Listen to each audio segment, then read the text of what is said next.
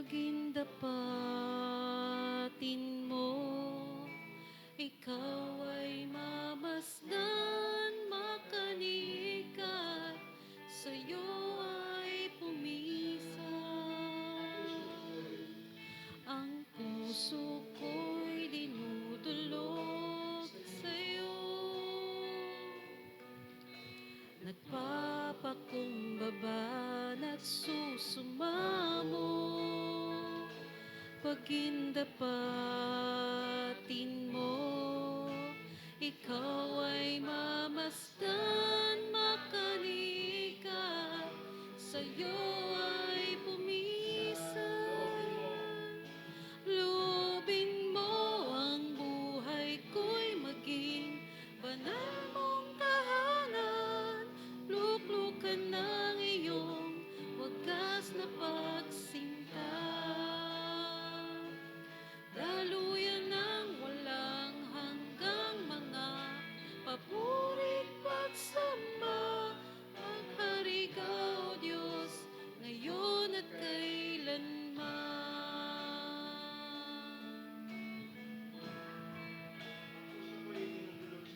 Ang puso ko'y dinudulog sa'yo, nagpapakumbaba, nagsusumamo.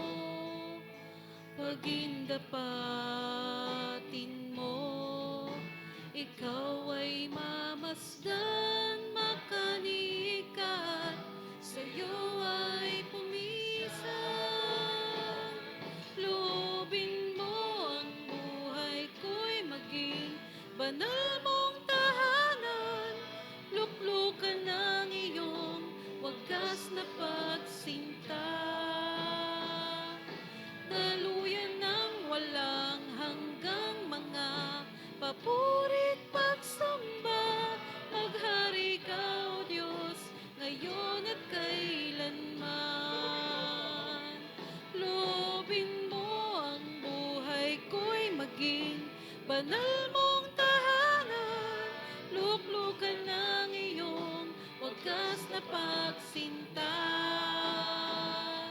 Daluyan ng walang hanggang mga papurit pagsamba, maghari ka, O Diyos, ngayon at kailanman.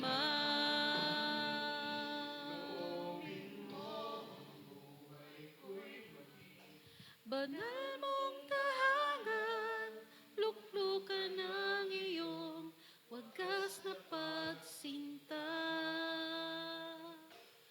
Daluyan ng walang hanggang mga papurit pagsamba, maghari ka, O Diyos, ngayon at kailanman.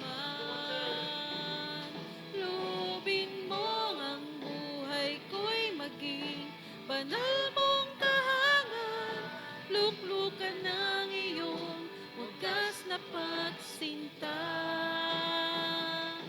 Daluyan ng walang hanggang mga papurit pagsamba, maghari ka, O Diyos, ngayon at kailanman. Loobin mo ang buhay ko'y maging banal mong tahanan, luklukan ng iyong wagas na pagsinta. Daluyan ng walang hanggang mga papurit pagsamba, maghari ka, O Diyos, ngayon at kailanman. Maghari ka, O Diyos, ngayon at kailanman. Maghari ka, O Diyos, ngayon at kailanman.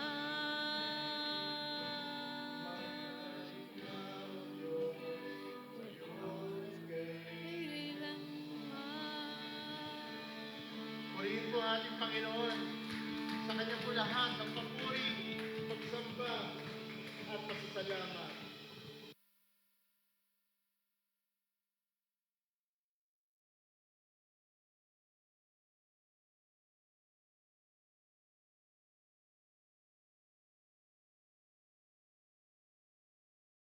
tuloy na manalangin at lumapit sa presensya ng Panginoon upang ilahad ang ating mga pangangailangan, ating mga pasasalamat at papuri sa pamamagitan ng panalangin. Let us pray. Father, kami po'y muling lumalapit sa inyo bilang isang katawan ni Kristo. Papasalamat at inaalala ang napakaraming mabubuting bagay na ginagawa inyo, Panginoon. Kasabay nito, O Diyos, ay aming pagpapakumbaba ng lahat ng ito ay aming natatanggap dahil lamang, O Diyos, sa inyong dakilang habag. Dahil kayo po ay mapagmahal, mabuti, lahat ng aming nararanasan ay ayon lamang sa iyong biyaya, Panginoon. Hindi po dahil sa kung gaano kami kagaling o kabuti o kalapit sa inyo. At pagkos, O Diyos, kayo po ay patuloy na nagbibigay ng kabutihan. Sa mga panahon kami ay nagtatagumpay o sa panahon kami ay nadarapa. Sa panahon na kami may nagagawang mabuti at kahit at lalo sa mga panahon, O Diyos, na may pagdadaanan kami, Panginoon, ng mga pagkakamali. Nariyan kayo, Panginoon. Ang inyong grasya ang bumabalot sa aming lahat. Sa aming pagkapuno o sa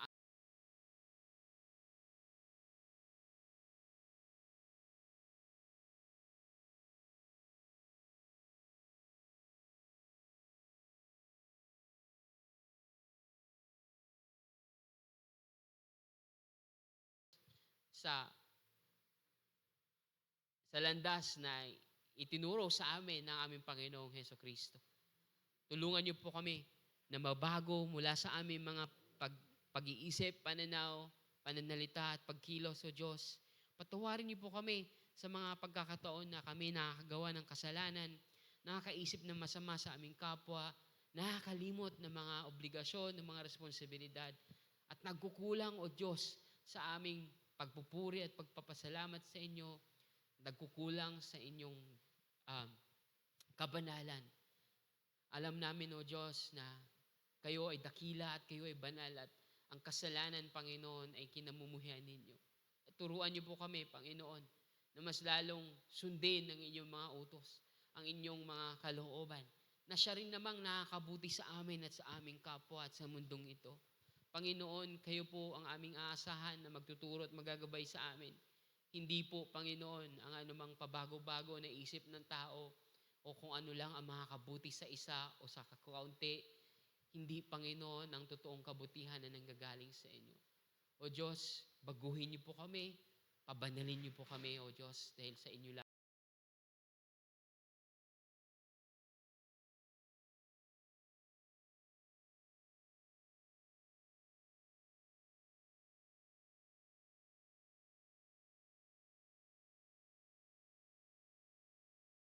At patuloy niyo pong ibigay sa aming puso ang kagalakan ng pagsunod at pagsisilbi sa kapwa, Panginoon. Pagmamahal na siyang iniutos sa amin ng Panginoong Jesus. Lumago nawa kami, Panginoon, sa aming pagkilala sa inyo, sa aming mga personal na pagbabasa, ng iyong salita, pakikinig, panalangin at pagsunod. O Diyos, nawa itong aming personal na paninindigan sa pananampalataya ay maging inspirasyon din, Panginoon, lalong-lalo sa aming mga pamilya. Buong tahanan namin, O Diyos, ay kumilala sa aming Panginoong Jesus, sa aming Haring Jesus. Na makita nila, O Diyos, na sa inyo ay may kagalakan at pag-asa, hindi lamang sa ilang mga pagkakataon, kundi walang wakas na pag-asa, O Diyos. Inilapit namin sa panalangin ito ang aming mga kakilala, kamag-anak, kasama sa tahanan, Panginoon, na hindi pa sinusuko ang kanilang buhay sa inyo. Lord, pagpalain niyo po ang kanilang mga puso, buksan niyo po, kilusan ninyo yung banal na Espiritu. Hindi man po kami, Panginoon, ang magbabago sa kanila, hindi man po kami ang magbubukas ng puso sa kanila, pero hiling po namin na sa mga kahit anumang paraan, Panginoon, na maging inspirasyon kami o magkaroon kami, Panginoon, ng kaunting papel o maging instrumento, Panginoon, sa pagdaloy ng iyong biyaya sa aming mga mahal sa buhay. Tulungan niyo po kami, Panginoon, sa aming mga pangangailangan, sa aming mga gastusin, sa aming araw-araw na mga hamon na hinaharap, mga kabigatan sa aming mga pamilya. Lord, kayo rin po ang maglinaw sa aming mga kagulumihanan. Kayo pong magbigay ng kapayapaan sa mga may problema sa relationship. At kayo rin po, Panginoon, nawa, O Diyos, ang pagpagaling sa mga may sakit, sa may karamdaman sa aming mga mahal sa buhay. Patuloy namin tinataas ang aming mga kamag-anak at mga mahal sa buhay, O Diyos, na patuloy na umaasa sa inyo sa araw-araw, mga iniindang mga sakit, mga hinaharap, Panginoon, ng mga physical na mga krisis sa kanilang mga kalusugan. At tulungan niyo rin po kami na ma-encourage ang bawat isa, Lord, na pangalagaan din ang aming mga pangangatawan, pangalagaan ang aming mga sarili, ilayo sa kapahamakan at ilayo, Panginoon, sa mga sakit. Magtulungan kami. At kailangan namin, O Diyos, ang inyong biyaya sa mga bagay na ito. Kagaya po ng inyong pangunguna din sa amin sa espiritual, O Diyos, pangunahan niyo rin po kami sa aming pamilya, sa aming kalusugan, at sa aming mga pangangailangan araw-araw. O Diyos, tinataas po namin ang aming simbahan na siyang patuloy, O Diyos, na lumuluhod sa inyo. Humihingi ng iyong patnubay, humihingi ng inyong paggabay, at iyong pangunguna sa amin. Ang iyong salita at katotohanan na inyong espiritu na gumagabay sa amin, Panginoon, at nagpapalakas. Ano man pong mga dagok, pagsubok, mga pagkukulang, Panginoon, at kahinaan ng mga liderato at mga miyembro, Panginoon. Kayo po na ang patuloy na magpuno at magpalalim sa amin, sa pagkilala namin sa inyo, pagsunod kay Jesus. Magampanan, Panginoon, na aming misyon na ipahayag ang balita na naghahari si Jesus, na sa kanyang paghahari ay may dalang kapatawaran at pag-ibig para sa mga sumusuko, isinusuko ang kanilang buhay, dala ang kanilang mga kasalanan, at handang yakapin ang mga turo ni Jesus at itakwil ang mga turo, Panginoon, ng kamunduhan. O Diyos, kayo po ang nagbibigay ng pag-asa sa lahat, at nawa magampanan nga namin, Panginoon, na ipamalita ang inyong paghahari, na may kaligtasan sa presensya ng paghahari ng aming Panginoong Jesus. Hindi lamang po nawa, Panginoon, sa aming mga kilala, kundi kung saan man kami dalhin. Unang-una na ang aming mga nasa paligid, Panginoon. Kahit po yung mga taong hindi namin kakilala, o kahit po yung mga nakaalitan, o kahit po yung mga hindi namin gusto yung pamumuhay, yung ugali, tulungan niyo po kami maabot pa rin sila, Panginoon. O kung hindi man, O Diyos, ay hindi na maging dahilan pa para madapa sila o mailayo mula sa grasya ng Diyos.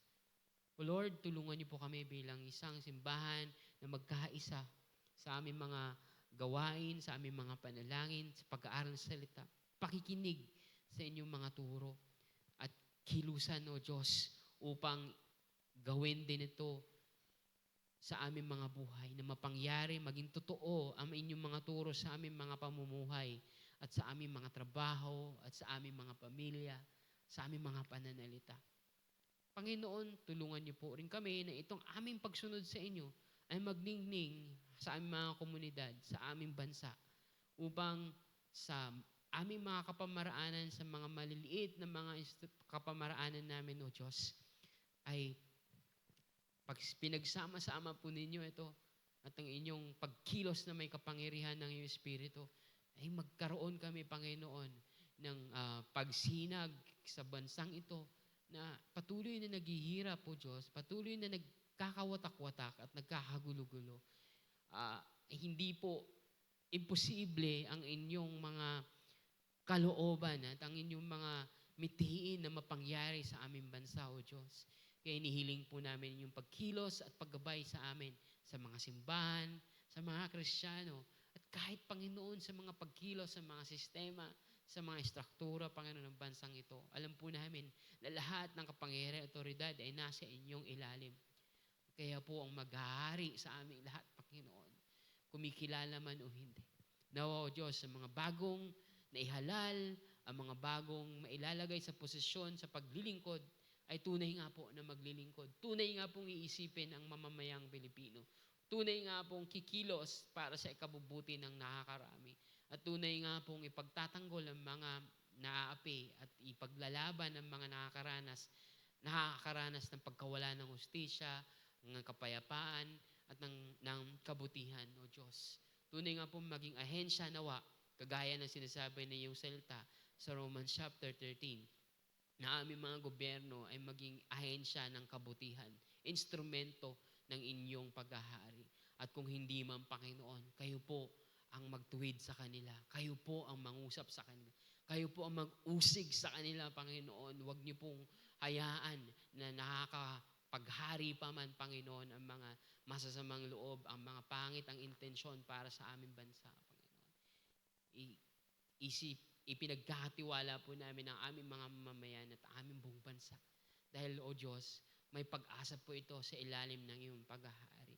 Naway marinig ang iyong katotohanan sa napakaraming pagkakataon at sa napakaraming kapamaraanan. Nawa, gamitin niyo po ang aming mga ministeryo, ang pagpapalaganap ng iyong mabuting balita, ang pagmamahal na aming ibinabahagi at paglilingkod ay magbigay ng pag-asa sa napakaraming mamamayan, O Diyos. Hindi man po kami, Panginoon, ang inaasahan, Panginoon, na mag-uusad ng bansang ito. Pero, Panginoon, wala pong imposible sa inyo, O Diyos. Nawa po'y magkaroon ng impact ang presensya ng mga simbahan na naglilingkod, nagpupuri sa inyo, Panginoon, sa bansang ito.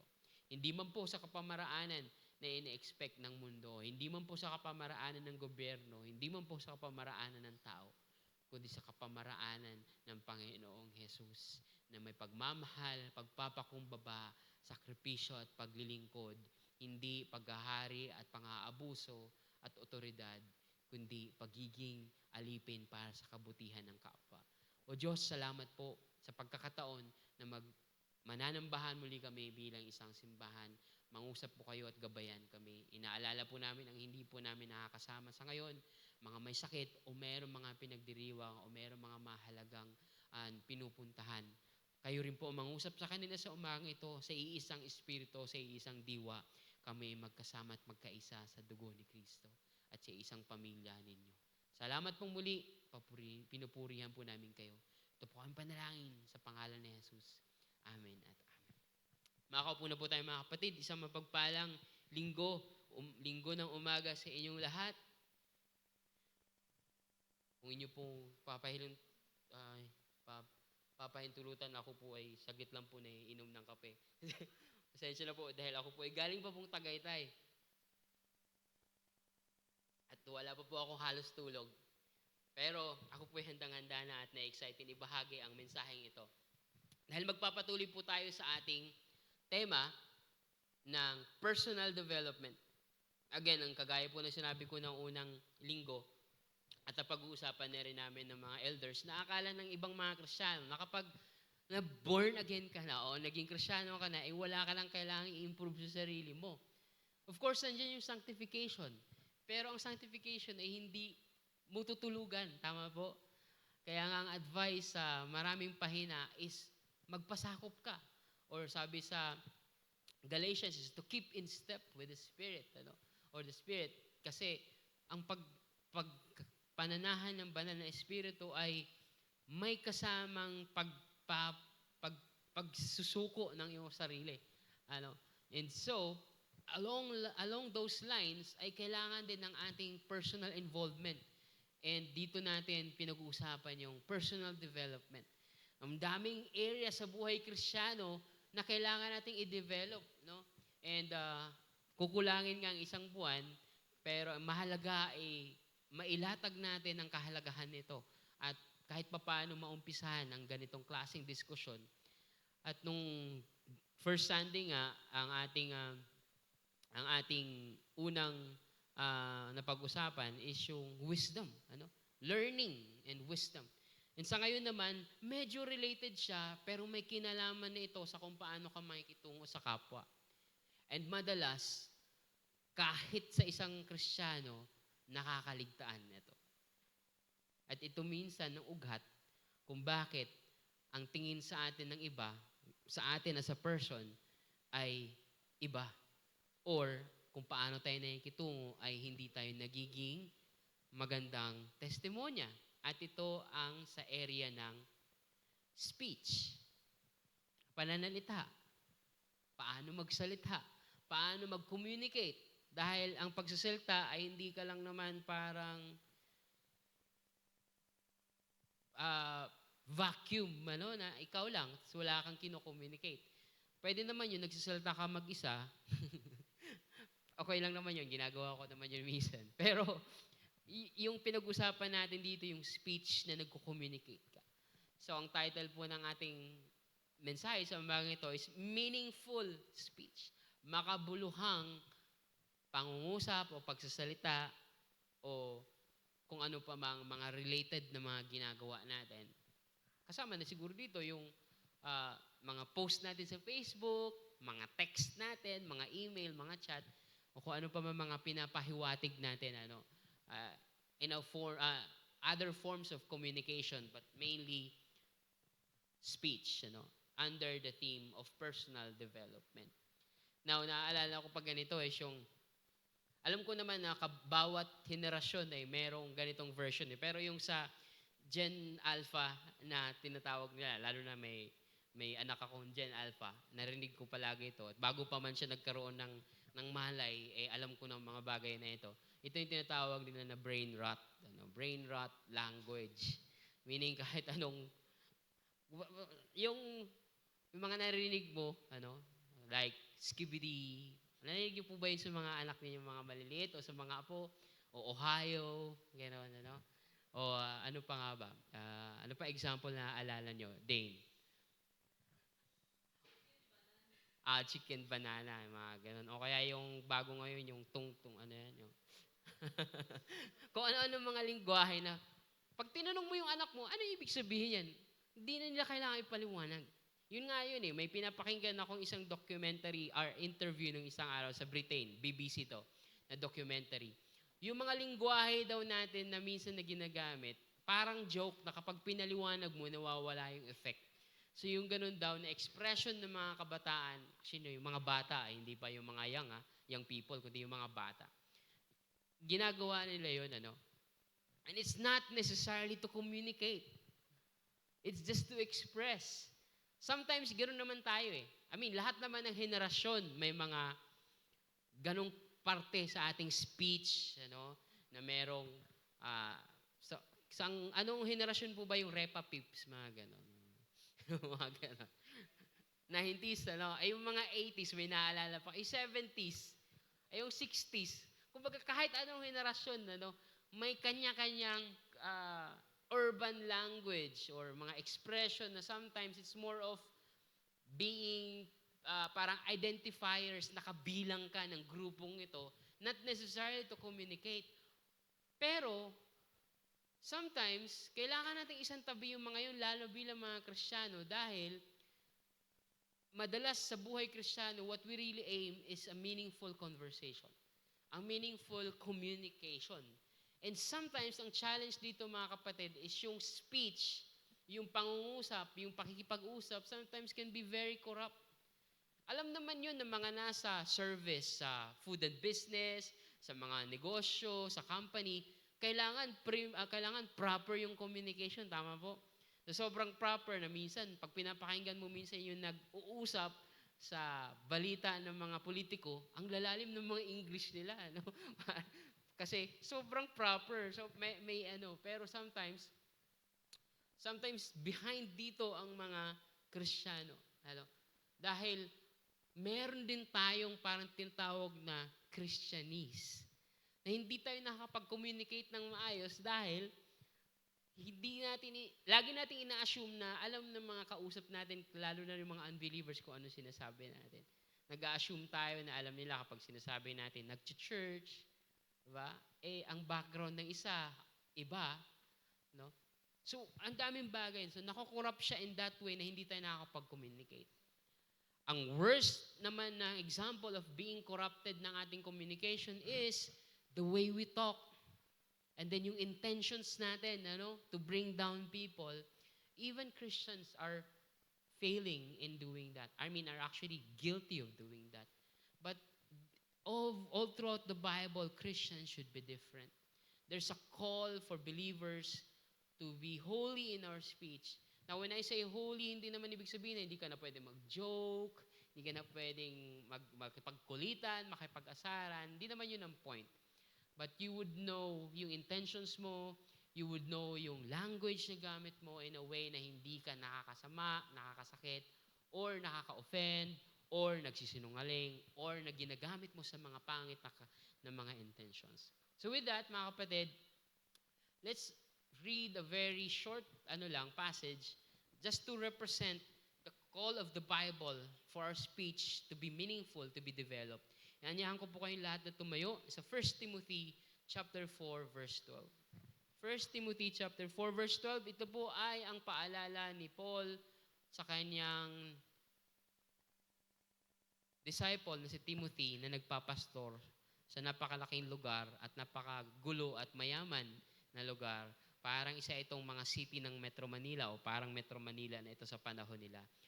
In Ephesus, sa modern day Turkey. So basahin po natin 1 Timothy chapter 4 verse 12. Ito po ang sinabi ni Apostle Paul. Babasahin ko po mula sa NIV. Don't let anyone look down on you because you are young, but set an example for the believers in speech, in conduct, in love, in faith, and in purity. Praise be to God. Makakaupo na po tayo, mga kapatid. Napaka-iksi lang po ito. And in fact, hindi rin natin i-survey yung buong verse, kundi yung word lang, yung phrase lang na sinabi ni Paul na set an example for the believers in speech. Now, si Timothy ay isang pastor, isang leader. Now, pwede bang sabihin na, para lang yan sa mga leaders. Now, don't forget yung sinabi ni Paul, set an example. Meaning, bilang leader, kailangan niya isang example kasi ang importante dito natin na maintindihan, lahat tayo dapat na mga mananampalataya ay maayos ang speech. At ang buong context nitong itong yung panawagan ni Paul kay Timothy ay dahil sa panahon nila at sa lugar ni Timothy sa Ephesus ay nagkalat yung mga false teaching, false prophecies, at hindi lang yun, mga gossips, mga chismis, at mga kwento-kwento, mga iba-ibang version ng teaching sa Bible, at meron pa nga tinutukoy dyan si Paul na old wives' tales, meaning sa mga kwento daw ng mga matatandang babae, na it doesn't mean na stereotype sa atin kasi pwede namang maiba. Sa panahon nila, kumbaga, that was common sa mga old wives sa panahon nila, na very specific sa context nila because of course, ang mga babae sa kanila, especially yung mga matatanda na confined lang sa mga bahay. Tama po? At sila lang din nagkakasama at nag-interact. And so, nauso yung old wives' tales na hindi priority yung katotohanan, kundi nagchichismisan, nagkukwento ng kung ano-ano mga bagay na hindi makakabuti. So, yun yung tinutukoy ni Paul. So, this is the context of 1 Timothy. Parang ganito lang yan Parang sinasabi lang minsan ng mga tatay sa kanilang mga anak kapag pumapasok ng mga sa school.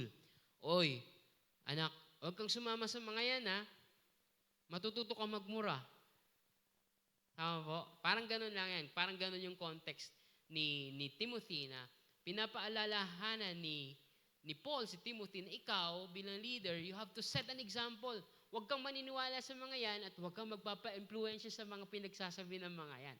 So let your set an example with your speech sa inyong pangungusap.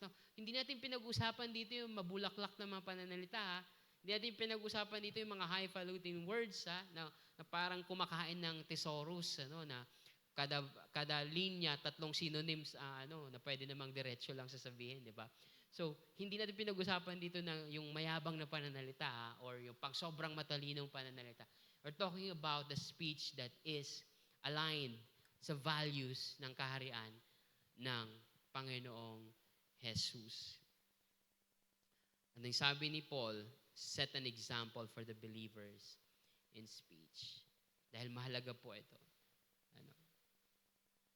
Now, walang mga specific na binanggit si Paul in terms of how anong mga areas o anong mga values sa speech ang kailangan mahalaga. Pero all throughout his letter, may mga principles na mahuhugot tayo dito. And in fact, all throughout the Bible, na mahalaga para sa Diyos na siyang magiging ingredient ng isang meaningful na pagsasalita o pangungusap, meaningful speech. Unang-una siguro dyan is, alam niyo na yun, katotohanan. Let our speech be truthful.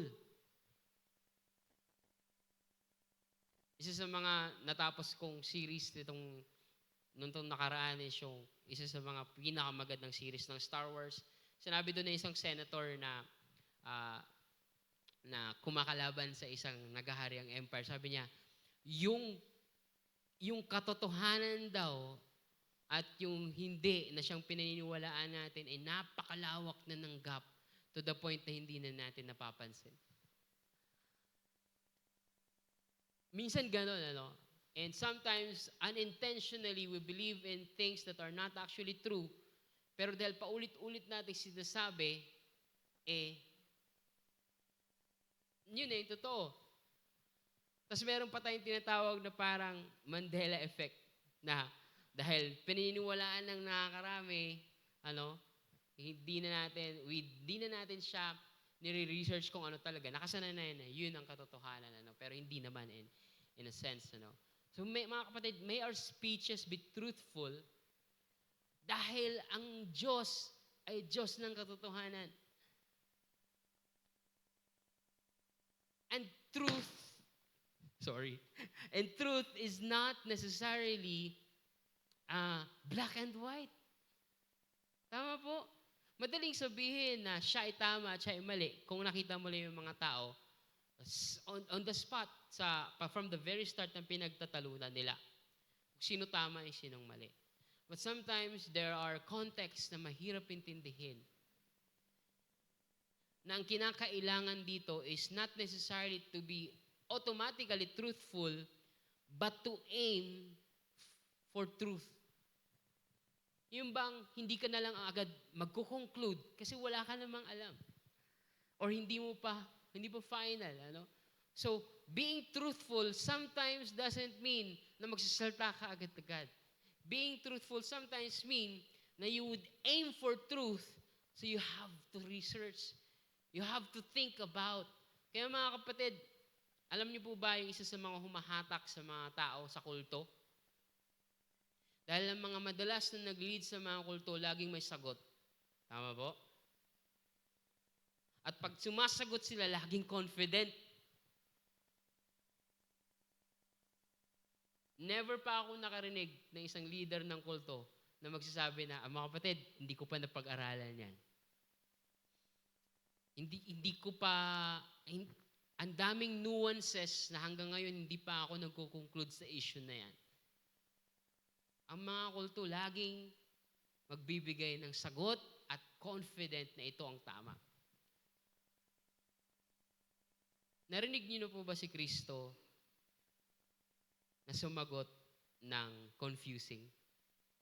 Narinig niyo pa ba si Jesus na sumagot ng ang pagkakakilala niyo po ba kay Kristo ay laging sumasagot ng diretso?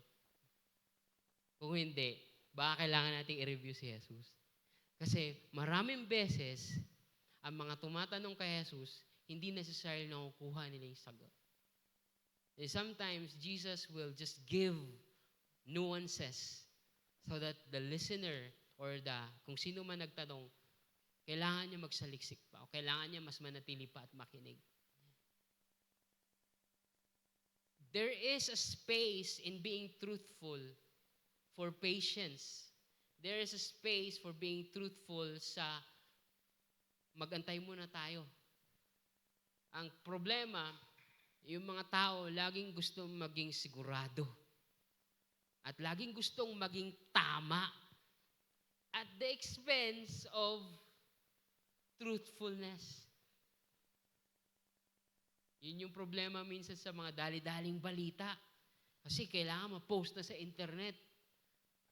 Dali-daling magpo-post ka dahil nasaktan ka without understanding the whole truth. Nangaaway na tayo, Yun yung nagiging cause. So not being truthful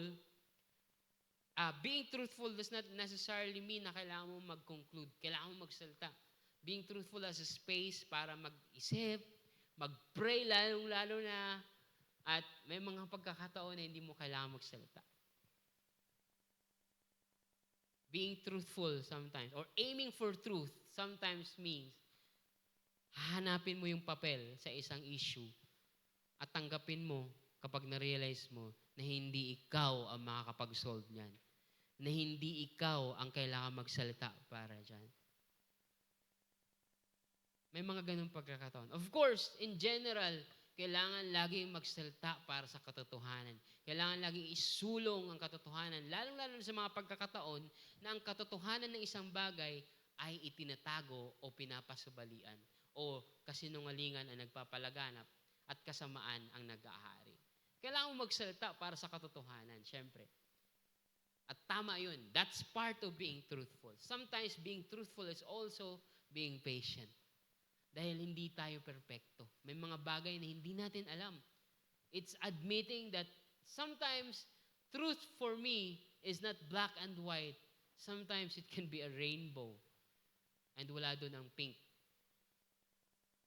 So kailangan mo magantay. What I'm trying to say is that truth does not come out easily. And if you are for truth, you have to apply wisdom and patience. Wisdom and patience for truth, that has been the long story of the Bible. Kung babasahin natin from Genesis to Revelation, never dumating sa punto na parang wala nang kailangang antayin at ipaliwanag. Tama? Kahit nung dumating si Jesus at paalis na lang siya, may tanong pa rin ng mga disciples. Kahit nung dumating yung Holy Spirit at nakaalis na si Jesus, the disciples, the apostles were still processing things. Kailangan pa rin nilang mag-decide on certain things. Kaya nga yung Council of Jerusalem sa Acts, nung pinatawag si Paul, there are certain things na kailangan nilang pagdesisyonan.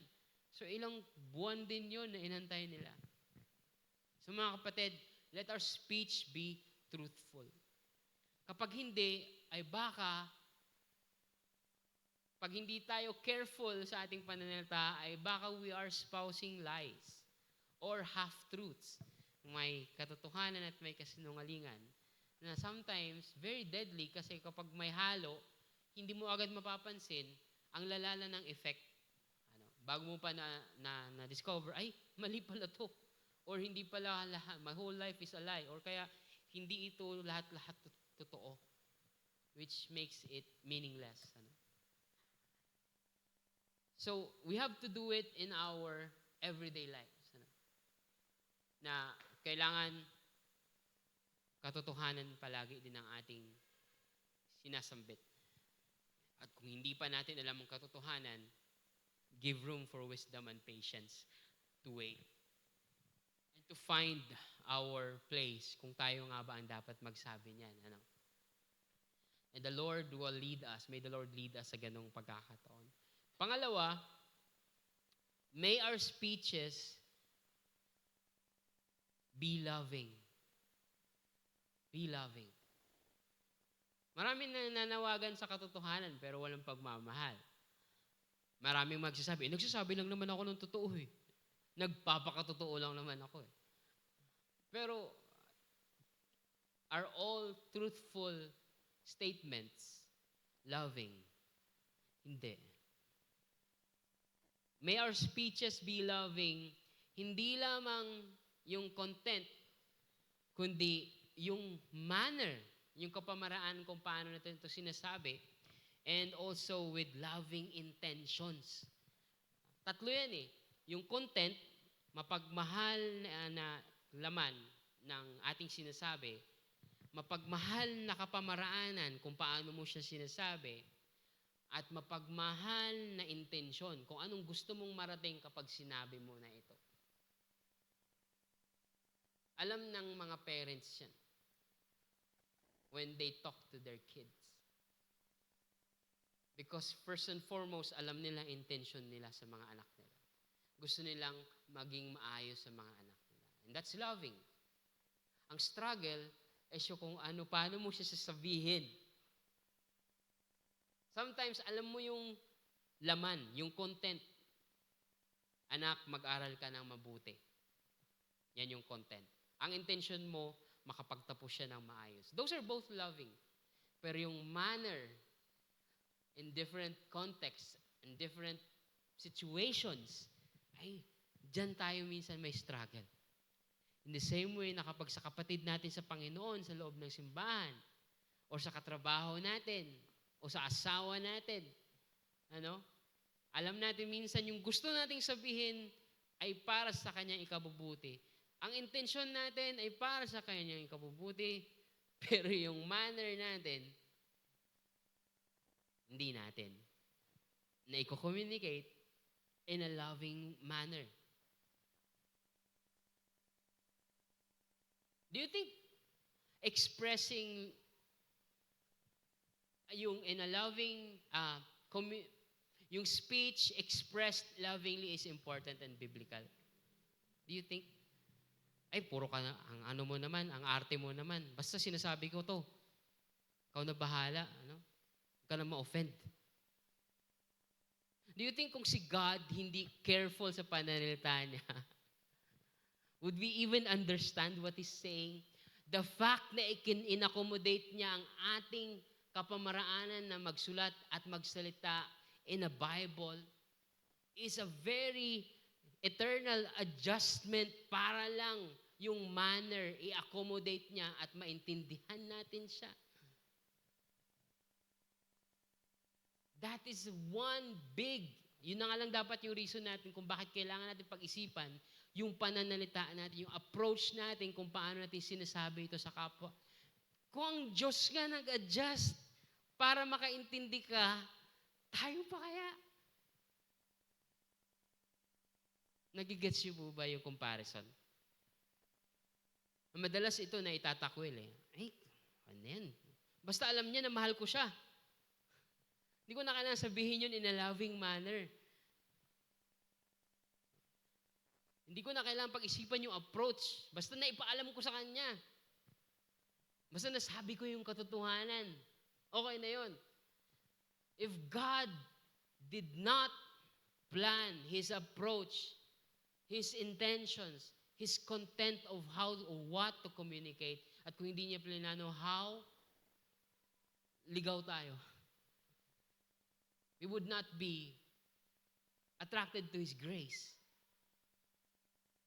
At kung si Jesus ay pare-pareho lang magsalita sa mga pariseo at sa mga mahihirap, ay walang susunod sa kanya. Mapapansin niyo po yun, if you read the New Testament, Jesus switches His approaches. Many times. Many times. Papansin niyo, ito na lang, bigyan ko po kayo ng example. John chapter 3 and John chapter 4. Ano po nangyari sa John chapter 3? Jesus was talking to Nicodemus. In John chapter 4, Jesus was talking to the Samaritan woman. Magkaiba po yung approach ni Jesus doon. Sabi ko nga, sa isang kausap ko recently, kay Nicodemus lang naman si Jesus nagsabi ng, you have to be born again. In fact, hindi pa natin natiyak kung talaga bang naging believer agad si Nicodemus after that. Yung Samaritan woman, the next chapter later, kinausap ni Jesus, wala siyang binanggit about being born again. But we are very sure na na-convert yung Samaritan woman. Eventually, naging evangelist pa nga siya at namalita pa siya. But pag-obserbahan niyo po yung conversation ng dalawang yan ni Jesus with these two people, very different. Very different pa rin yung tono ni Jesus. And very loving pa nga yung approach niya sa Samaritan woman. Yung translation lang natin sa English, hindi natin masyadong makita yun. Parang napaka-nonchalant ni Jesus. Pero yung way ng pakikipag-usap ni Jesus, in fact, yung pag-adjust ni Jesus ng lakad para mapuntahan yung Samaritan woman is already a loving approach. Nagsakripisyo na siya para doon. So, make no mistake of thinking na basta alam ko totoo ang sinasabi ko, hindi ko na kailangan pag-isipan kung paano ko ito sasabihin. Kung na-offend man siya, hindi ko na kasalanan yun. Basta totoo ako. Maraming beses ko narinig ito at matagal na panahon pininiwalaan ko lang that love or truth doesn't care about your feelings. Sinasabi yan ng ilang mga kilalang Kristiyano. And that's true, but it is not loving. Truth doesn't care about feelings, but Jesus does. Jesus cares about how we feel. And if you don't, then you're not following Jesus' example. If you want to communicate truth, communicate it lovingly. Truth doesn't care about our feelings, but we should care about our neighbor's feelings. Because that's how we communicate to them in a loving manner, and that's how we can communicate to them in truth and in love. Dahil sinasabi sa Ephesians chapter 4:15, speaking the truth in love. Hindi magkaaway ang truth at ang love. In fact, ang truth ay alipin ng love. Kasi magiging instrumento siya ng pagmamahal. You communicate truth because you love that person. Speaking truth in love. Then, para mabalansin naman natin yan, sabi naman sa Romans chapter 12 verse 9, let love be genuine. Huwag mo namang bastang gawing abusuhin yung dahilan na, mahal ko siya eh. No? Kasi, sabi naman ni Paul, let love be genuine. Siguraduhin mo rin na totoo yung pagmamahal mo na yan. Kasi sabi ni Paul, let love be genuine, abhor what is evil, and hold fast to what is good. Hindi mo pwede sabihin, mahal ko siya eh. Tapos, kasalanan pala ang pinagagawa. Hindi. Kasi you have to hold fast to what is good so that your love is genuine. Para sa Diyos, hindi genuine ang isang pagmamahal kung ang ending ay kasamaan. Abhor what is evil and hold fast to what is good. So it should be considered in such a way na mapupunta tayo sa pangatlong point ko and last, which is to communicate or let our speeches be effective. Mahalaga yung truth, mahalaga yung love, especially yung love. Pero kung hindi ka naging effective in communicating it, may kinalaman din to sa approach. Pero to make sure that you are effective is another thing. Pagsasamahin mo yung katotohanan at ang pag-ibig para ma-communicate mo yung intentions at yung content ng sinasabi mo effectively. Effectively. For example, here's a negative example. Sasabihin mo, Kristiyano ka, pero nakikipag-away ka sa comment section sa balita, sa GMA News, sa Philstar. Tapos minumura mo yung iba doon. Nangyayari to, hindi ako nag-iimbento. Tapos pag clinic mo yung tao na nakikipag-away, makikita mo may mga verses sa profile niya. That's not effective.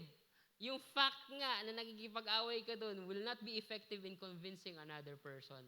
Tapos ikaw pa na nagde-declare ka ng allegiance kay Kristo is also not effective dahil sa pinagagawa natin. So, mahalaga in our communications to be effective. Kahit napakaganda ng intensyon natin, kahit napakaganda ng content natin, kahit napakaganda na nga ng approach natin, kung ang ating testimonya, yung proof that we are what we are talking about, and we do what we are saying. And we are serious and passionate, and we are not just saying things na brain rot, but really meaningful, then we have to be effective. Being effective means kailangan nating magmuni-muni muna bago magsalita. To think before you talk, lalo na sa mga seryosong pagkakataon o sa mga sensitive na mga issues. Lagi ko nga sinasabi. Nung bago pa lang yung Facebook o yung social media, pinupost mo lahat ng gusto mo sabihin na nasa isip mo. Pero sa panahon na to, hindi lang dahil sa nagpapastor na ako, pero dahil mas nag-mature na ako, hindi naman mature na mature, mas nag-mature na ako sa social media, hindi na ako masyado nagpo-post. Alam niyo po kung bakit? Hindi dahil sa ayoko mag-post ng katotohanan o nag-post ng gusto ko, ng mahalaga gusto kong sabihin, dahil alam ko na ang gusto kong sabihin, hindi necessarily magiging effective. Hindi necessarily maiintindihan or mag-a-agree agad yung tao doon sa post ko. And kung hindi man siya magsalita, eh hindi ko malalaman yun. That's why I prefer na mag-usap sa personal, if ever. Lalo na sa issue ng politics, lalo na sa issue ng theology, lalo na sa issue ng mga mahalagang bagay sa mundo, I prefer to talk in person. Or the next best thing is to private message para may sarili kayong pace.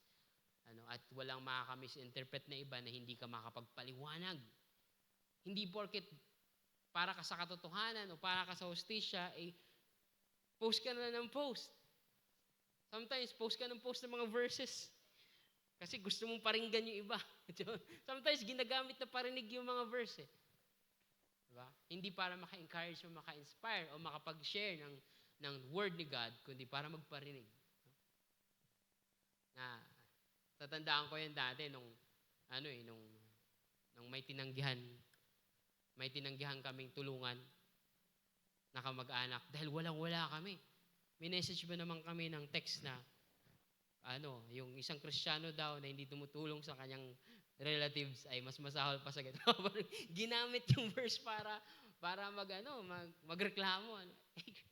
Sometimes ganun Truth can be used as even Bible verses can be used as offenses or weapon to attack or to hurt people. So that's not being effective. That's not meaningful. But being effective is to know yung context ng tao. Alam mo na hindi ka ma-misinterpret as much as possible. You know the words that you want to use. That's how you communicate effectively. Hindi mo naman kailangan pag-aralan talaga to 'Di ba? Kailangan mo lang naman maging considerate sa mga tao. Kaya nga sometimes ang hirap ng ibang mga evangelism tools. Kasi may mga tinatanong tayo na hindi naman yun concern ng mga bagong tao or ng ibang konteksto ng tao. Tatanong mo, mag-evangelize ka, magtatanong ka ng diagnostic questions, tas ang tanong mo, Gen Z. Hindi na nila concern ngayon yan They don't even care about heaven and hell. Why are you asking me about it? I don't care if I go to hell or heaven. So if yung pa rin ang diagnostic questions natin, doesn't make sense sa kanila. I'm not saying we are wrong. I'm saying we are not being effective. Kasi hindi na tayo nakakatawid sa gusto nating kausapin. Hindi na tayo nagiging meaningful sa kanila. Being effective is understanding another person na kausap natin. It will entail a lot of listening. A lot of listening. And it will means i-overcome mo lahat ng biases mo sa kanya. Kahit na inis ka na sa kanya, you have to listen to him para pag ikaw naman na magsalita, you know which buttons to push. Alam mo kung anong mahalaga sa kanya, alam mo yung common ground nyo, at kung may disagreement man kayo, hindi mo siya mamimisrepresent. So that, when you talk, he will also listen. Sometimes it also involves a lot of wisdom and patience.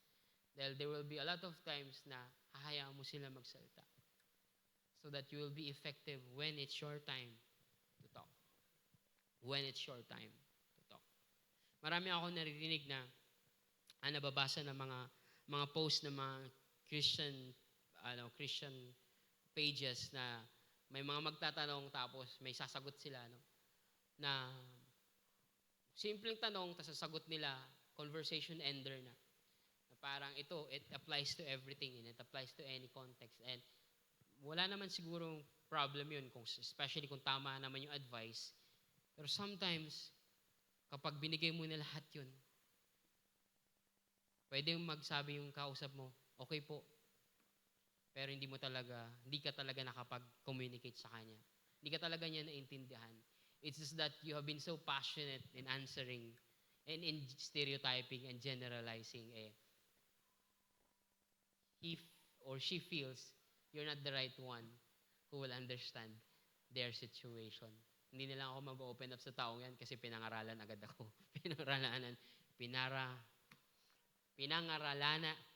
Sinermonan agad ako. Kumbaga, nagturo agad, ano? Nagturo siya agad sa akin without even understanding my context, ano? So sometimes we have to really listen. Sometimes it involves a lot of listening, ano? Especially kahit lang sa mag-asawa, no? Or sa it solves a lot of love quarrels if you are willing to listen a lot, ano? And palipasin nyo lang muna yung init ng ulo sa mga nag-iignite bigla na hindi pagkakasunduan. And ang goal mo is not just makapaglabas lang ng sama ng loob o makapag-explain lang, kundi makapaglahad ng katotohanan at pagmamahal sa kapwa. Lalo na sa asawa o sa mga kamag-anak natin o sa mga anak natin. So that is meaningful speech in truth, in love, and done effectively. Marami pang pwede pag-usapan pagdating sa speech, ano? Ang encouragement ko is basahin yung Proverbs. Pag binasa po natin yung buong Proverbs, of course, many of those are, kumbaga, nakakahon sa kultura nila, sa context nila na sometimes kapag hindi natin masyadong ipinag-aralan, hindi nagme-make sense sa atin. Pero kapag in-exegete natin na maayos, pag nag-meditate tayo, nagmuni-muni tayo, we will understand yung pinaka-essence nun. Ano? And we will realize, mahalaga pala sa Panginoong Diyos ang aking pagsasalita. Now, I'll just give you some of, hindi yung mga verses sa Proverbs, mga bagay na binabanggit sa Proverbs tungkol sa pagsasalita. Pag binasa mo yung Proverbs, ma-encounter mo doon yung mga comparison, yung mga rebukes, at yung mga encouragement about being wise in our speech and versus being foolish. Being full of wisdom and being full of foolishness sa pagsasalita.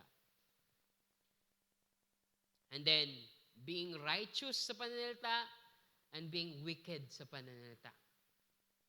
Now, alam ko, napakalaking struggle na ito. Nung bagong Kristiyano ako, kahit na laking simbahan ako, pagdating ng panahon, nag-high school ako at nag-college ako, isa sa mga na-deform sa aking pagiging taong simbahan ay ang pananalita. Dahil natuto ako magmura at isa ako sa pinakamalutong magmura. Pero napunta ako dito sa Bliss at sinuko ko aking buhay sa Panginoong Kristo, sa Panginoong Hesus sa pamamagitan ng ating mga kapatid dito na nag-share ng gospel sa akin. Isa yun sa mga dinil sa akin ng Diyos. Dahil how can I communicate to these people? Bisaya na nga ako, palamura pa. Paano yun, di ba? So, isa yun sa mga pinag-pray ko talaga sa Panginoon. Of course, buti na lang, hindi mapanghusga yung mga kasama ko noong time na yon sa henerasyon ko, sa young people, dahil natutulas pa rin paminsan-minsan. And so, righteous versus wicked, wise versus foolish na pananalita. Then, andyan yung manner of talking. Sa Proverbs, tinutukoy dyan yung appropriate, yung tama, yung effective na manner. Sabi doon, I'll give you one example. A man has joy in making an apt answer. Yung tama, yung appropriate, yung saktong sagot. And the word spoken at the right moment, yung timing naman. How good it is. Pinupuri ng Biblia yung apt and nasa right timing. Right words, right manner, and right timing. So that's an example. So, nasa Bible po yan, sa Proverbs po yan. Ito, paborito ko. Keeping silent. Part of our communication part of our speeches is being silent. Know when to shut your mouth. Not just for listening, but also for meditating. Kung tama ba yung sasabihin ko, kung paano ko ba ito sasabihin. I'll give you one example. In the multitude of words, sin is not lacking, meaning pag mas maraming salita, mas maraming pagkakataon na magkasala ka. But he who restrains his lips is wise. Proverbs chapter 10, verse 19. Another one, controlled speech. Sometimes we became so passionate. Ito problema ko to. When I became so passionate, ang hirap mag-control ng pananalita. And it's one of my prayers kapag nagpipreach ako. Hindi lang dahil napapahaba, kundi dahil baka may masabi ako na unnecessary. Hindi necessarily mali, but unnecessarily na idagdag. Uncontrolled speech. Sometimes hindi nakokontrol yung pananalita, nakakasakit. Unnecessarily na information. Unnecessary na intention. Unnecessary na panahon. Control our speech. Isa pa, maraming panawagan sa Proverbs against flattery. Yung nambobola ka. Ginagawa yan minsan sa mga company at kahit sa simbahan. It is some kind of manipulation. Bobolahin mo para gawin yung pabor na hinihingi mo. Nangyayari yan sa loob ng simbahan. Hindi ko sinasabi dito, kundi sa mga simbahan, sa mga Kristiyano. The Bible is against that kind of flattery, that kind of manipulation. Slander, paninirang puri. Gossip, yung pagchichismis na hindi naman katotohanan, na ang intention mo ay you're trying to bring down that person, and that's why you spread false accusations, false informations about that person. Then lastly, yung hurtful, yung pipiliin mo talaga manakit sa kapwa mo. Yung every time na magbibitaw ka, may masasaktan. The Bible are against such things. So mga kapatid, alam natin to, of course. Say it with me.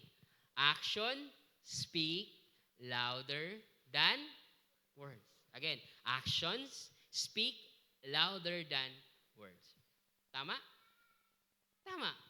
Amen. In fact, isa yun sa mga highlight ko pagdating sa pagiging effective. Amen and amen.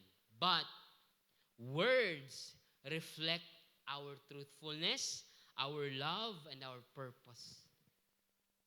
The right choices of words will reflect kung gaano tayo makatotohanan, mapagmahal, at punong-puno ng layunin na mapabuti ang ating kausap o ating mga mahal sa buhay.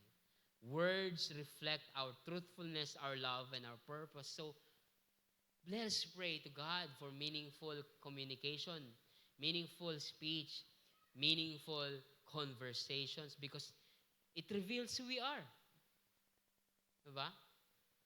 Sometimes, sa interview ng isang kumpanya, yung mga tanong na paulit-ulit, hindi naman talaga yun ang point yung sagot mo. They just want to hear you.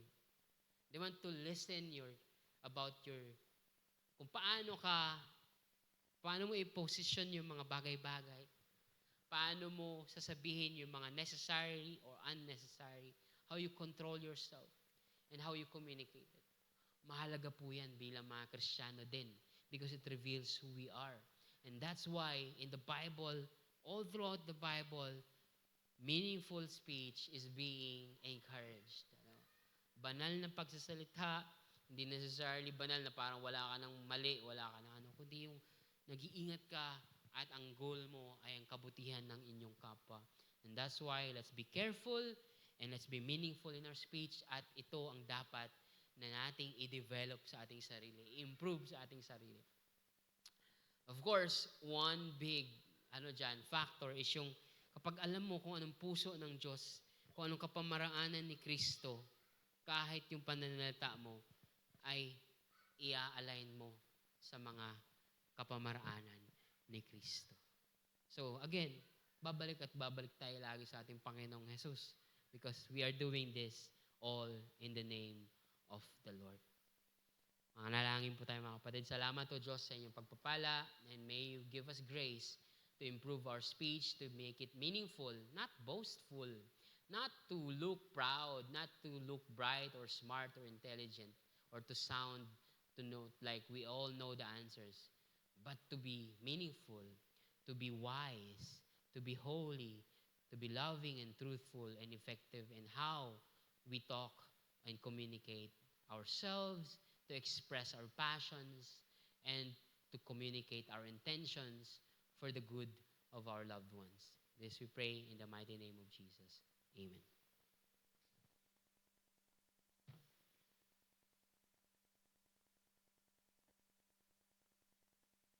Ngayon naman po ay dadako tayo sa ating...